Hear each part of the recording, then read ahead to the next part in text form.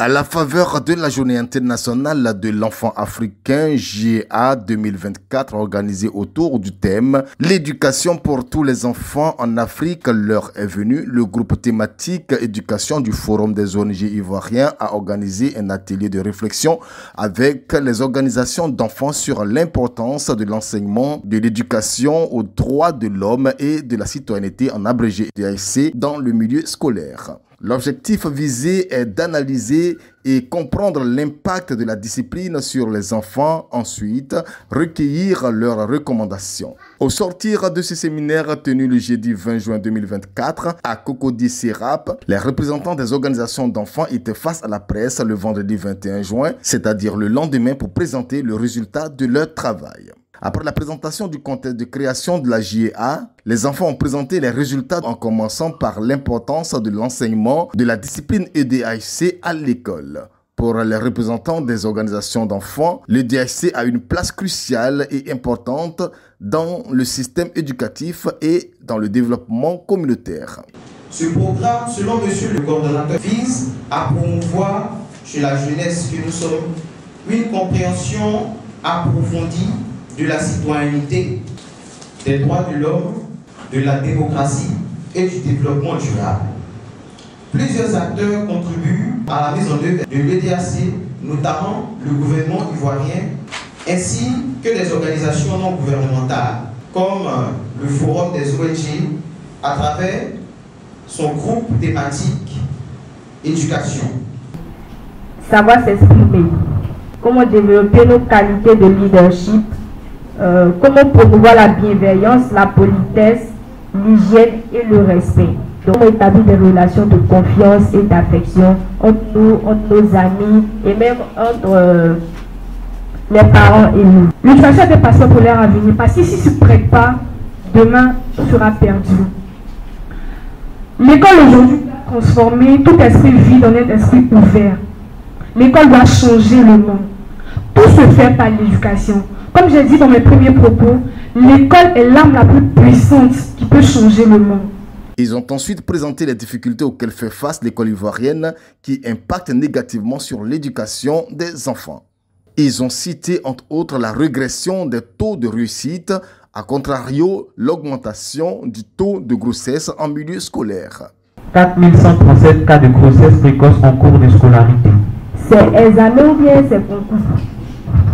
Parce que sincèrement, c'est-à-dire, après avoir accusé, c'est-à-dire nous-mêmes, c'est pour ça que j'ai parlé d'introspection, c'est pour ça que j'ai parlé de faire un travail sur soi-même. Parce que c'est vrai, l'État il fait sa part, il fait ce qu'il a fait, mais entre nous-mêmes jeunes, lorsqu'on regarde ces réalités-là, est-ce que ça c'est normal? Les conférenciers ont présenté leurs recommandations pour renforcer les acquis de l'enseignement de l'EDHC. Pour eux, il faut créer des clubs EDHC dans toutes les écoles de Côte d'Ivoire et aussi revoir à la hausse les heures de cours de la discipline. Voyez-vous, au primaire c'est une heure de EDHC chaque 2 semaines. Vous voyez, c'est insuffisant. Alors que quand on prend les pays comme le Japon, là-bas les heures d'éducation sont plus mises en avant. Sur le net, quand on visite le Japon, on voit que le Japon est un pays qui a la population et même la jeunesse les plus bien en termes d'éducation civile. Parce que là-bas, dès le plus jeune âge, on met beaucoup l'accent sur l'EDHC comme on appelle ici. Il y a également l'implication des parents à travers le programme familial continu. Il y a aussi la formation des enseignants spécialisés de la discipline. Le fait qu'on souhaite mettre en pratique des activités intégrées au curriculum. Il y a aussi l'introduction de l'EDHC dans l'enseignement supérieur. L'enseignant lui-même n'est pas impliqué dans la chose qu'il fait. Il y a un philosophe qui disait tantôt, un bon enseignant explique, un très bon enseignant démontre, mais l'excellent enseignant inspire. Tous les enseignants doivent inspirer chaque élève. Un enseignant doit être un modèle d'inspiration pour chaque élève. Il faut dire que le Forum des ONG bénéficie de l'appui financier de Save Children qui était représenté par M. Hervé Kofi. Donc, depuis plus de 100 ans, Save Children, n'est-ce pas, de beaucoup d'autres organisations, eux, pour que tous les enfants dans le monde aient accès à une éducation inclusive et l'égalité. Et donc, je vous rappelle, Save-the-Children est une organisation centenaire créée en 1919, juste après la Première Guerre mondiale, avec secourir les enfants en détresse dans le monde entier.